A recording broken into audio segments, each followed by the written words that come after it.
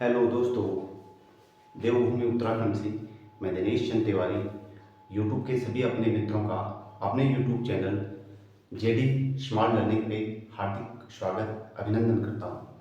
दोस्तों, जैसा कि आप सभी को विदित है कि हमने अपनी इस यूट्यूब चैनल पे कक्षा 10वीं बोर्ड के छात्रों के लिए हिंदी व्याकरण को लेकर एक सीरीज स्टार्ट की है, जिसमें जो हमें सीबीएसई का सिलेबस दिया गया है, उत्तराखंड बोर्ड का सिलेबस दिया गया है और अनेक अपने राज्य के उन हिंदी मीडियम के विद्यार्थियों का सिलेबस जो हमें दिया गया है, उसके आधार पे हम पढ़ रहे हैं हिंदी का व्याकरण खंड। उस व्याकरण खंड में भी हमारे पास जो पहला बिंदु आया है, रचना के आधार पर वाक्य भेद, हम इस बिंदु को लेके लगातार आगे बढ़ रहे हैं। हमने अपनी पिछली वीडियोज में रचना के आधार पर वाक्य भेद को पढ़ा था, समझा था और जाना था। उसी कड़ी में आज के अपने इस वीडियो में हम आगे जानेंगे कि हमें अपने सिलेबस में और क्या क्या पढ़ना है और कैसे अपनी तैयारियों को मजबूत करना है। चलिए दोस्तों, वीडियो की शुरुआत करते हैं। सबसे पहले समझते हैं कि अब तक हमने जो सीखा, अब तक हमने जो सीख लिया है। हमने सीखा उपवाक्य, उपवाक्य के प्रकार। उसमें से हमने 3 प्रकारों को जाना था: समानाधिकरण, प्रधान उपवाक्य, आश्रित उपवाक्य। और हमने आगे पढ़ा था कि आश्रित उपवाक्य भी 3 प्रकार से विभाजित होता है: संज्ञा उपवाक्य, विशेषण उपवाक्य और क्रिया विशेषण उपवाक्य। हमने इसी क्रिया विशेषण उपवाक्य के भी 5 प्रकारों को समझा था, जिसमें था कालवाची क्रिया विशेषण, स्थानवाची क्रिया विशेषण, रीतिवाची क्रिया विशेषण, परिमाणवाची क्रिया विशेषण और कारणवाची क्रिया विशेषण। हमने अपने सफर को यहाँ तक तय किया है और आज हम सीखने जा रहे हैं, समझने जा रहे हैं कि उपवाक्य और पदबंध में क्या संबंध है। हम कैसे जानेंगे कि किसी उपवाक्य और पदबंध को अलग अलग कैसे करेंगे, क्योंकि आप सभी को विदित है कि आपके सिलेबस में दिया गया है कि रचना के आधार पर वाक्य का भेद। तो वो आपसे सवाल पूछते हैं अलग अलग पैटर्न से। इसी पैटर्न को आगे बढ़ाते हुए हम आज के अपने इस वीडियो में जानेंगे, अपने आज के इस लेक्चर में पढ़ेंगे उपवाक्य और पदबंध।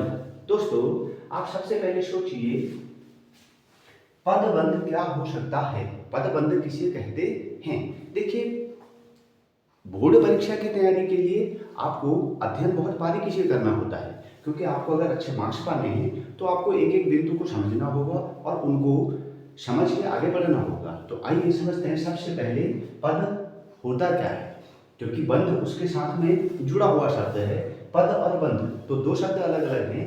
सबसे पहले समझते हैं कि पद क्या होते हैं। चलिए, वाक्य का वह अंश जो किसी व्यक्ति, स्थान, वस्तु, भाव, क्रिया, गुण, अवस्था के बारे में बताए, उसी को हम वाक्य का पद कह देते हैं। इसे वाक्य का सबसे छोटा भाग भी कहा जाता है। बहुत महत्वपूर्ण बात है, आपके कॉम्पिटिटिव एग्जाम के दृष्टिकोण से और आपकी बोर्ड परीक्षा के दृष्टिकोण से आपसे सवाल पूछा जा सकता है, वाक्य का सबसे छोटा भाग कौन सा होता है, तो आप उत्तर देंगे कि वाक्य का सबसे छोटा भाग पद होता है। देखिए, एक सेंटेंस को हम लेते हैं, रमेश कक्षा का सबसे विनम्र छात्र है।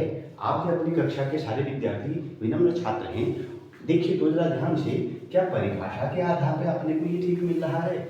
वाक्य का वह अंश जो किसी व्यक्ति, यहाँ व्यक्ति का नाम रमेश, स्थान अगर हम कक्षा को मान लें तो स्थान, वस्तु, भाव, क्रिया और गुण, विनम्र अर्थात क्रिया विशेषण भी अपने को यहाँ दिखता है। तो हम इस बात को समझते हैं कि वाक्य का वह अंश जो किसी व्यक्ति, स्थान, वस्तु, भाव, क्रिया, गुण, अवस्था के बारे में बताए, उसी को हम पद कह देते हैं। अब हमारे पास शब्द आया है पदबंध। पदबंध क्या होता है ये समझते हैं। इंग्लिश में हम इसको फ्रेजेस के नाम से जानते हैं। कई पदों के योग से बने वाक्यांशों को जो एक ही पद का काम करते हैं, पदबंध कहते हैं। जरा ध्यान से समझिएगा, कई पदों के योग से, क्या कई पदों के योग से रमेश कक्षा का सबसे विनम्र छात्र है। रमेश कक्षा का सबसे विनम्र और छात्र, क्या कई पद मिल गए? एक पद ने मिलकर एक वाक्यांश बना दिया है। इसलिए दूसरी बात नोट याद रखिएगा पदबंध को हम वाक्यांश भी कहते हैं। परीक्षाओं में पूछा जा सकता है वाक्यांश का अर्थ है या वाक्यांश भी कहा जा सकता है। आपके सामने 4 ऑप्शन होंगे, उसमें एक लिखा दिया जाएगा वाक्य, दूसरा लिख दिया जाएगा उपवाक्य, तीसरा लिख दिया जाएगा पदबंध और चौथा लिख जाएगा पद। तो आपको पहचानना है कि वाक्यांश हम किसको कहते हैं। पदबंधों को ही हम वाक्यांश के नाम से भी जानते हैं। एक उदाहरण से और समझें, जैसे सबसे तेज दौड़ने वाला छात्र जीत गया। गौर कीजिएगा, उपयुक्त वाक्य में सबसे तेज दौड़ने वाला छात्र, सबसे तेज दौड़ने वाला छात्र हम यहां तक ले लेते हैं तो इसमें 5 पद मिलेंगे, 1 2 3 4 और 5। इन 5 छोटे छोटे पदों को मिलाकर एक वाक्यांश बन गया जिसमें लिख दिया गया सबसे तेज दौड़ने वाला छात्र जीत गया। दोस्तों गौर कीजिएगा, हमने यहाँ पर वाक्य का वो अंश जो किसी व्यक्ति, स्थान, वस्तु, भाव, क्रिया, गुण, अवस्था के बारे में बताता है उसे हम पद कह देते हैं। और जब छोटे छोटे पद आपस में मिलकर एक वाक्यांश बना देते हैं उसी को हम पदबंध कह देते हैं। अब देखते हैं रिलेशन, जो हमारे आज का मुख्य बिंदु था, उपवाक्य और पदबंध। उपवाक्य से छोटी इकाई पदबंध है। अगला महत्वपूर्ण सवाल है आपके लिए, सवाल फिर पूछा जा सकता है बोर्ड एग्जाम में कि उपवाक्य से छोटी इकाई होती है पद, पदबंध, वाक्य या उपयुक्त में से कोई भी नहीं। तो आपको गौर करना है कि हमारी उपवाक्य से छोटी इकाई पदबंध होती है। दूसरी बात, पदबंध में अधूरा भाव प्रकट होता है। आप अगर ध्यान से पदबंध को देखेंगे, सबसे तेज दौड़ने वाला छात्र, इसमें अगर मैं इसको यहीं तक रोक दूं तो आप गौर कीजिएगा, आपको पूरा भाव नहीं समझ में आएगा। इससे हमेशा अधूरा भाव प्रकट होता है। किंतु अगर मैं इसको पूरा उपवाक्य में ले लूं, जीत गया, तो भाव प्रकट हो गया।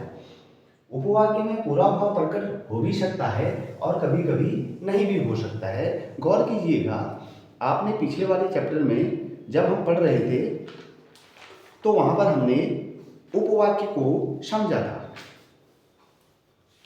आइए थोड़ा सा इस कार्य को और आगे बढ़ा दें तो हम समझते हैं उपवाक्य में क्रिया अनिवार्य रहती है। अब जरा गौर कीजिएगा, सबसे तेज दौड़ने वाला छात्र जीत गया, तो क्रिया का होना अनिवार्य है, जबकि पदबंध में क्रिया का होना आवश्यक नहीं है। पदबंध देखिएगा, सबसे तेज दौड़ने वाला छात्र, यहाँ पर पदबंध के अंदर क्रिया का होना आवश्यक नहीं है। मेरा दोस्त रमेश बीमार है, एक उदाहरण और समझें कि मेरा दोस्त रमेश बीमार है, एक उपवाक्य है। और अगर मैं इसमें से पदबंध को निकालूं तो इसमें मेरा दोस्त रमेश संज्ञा पदबंध हो जाएगा।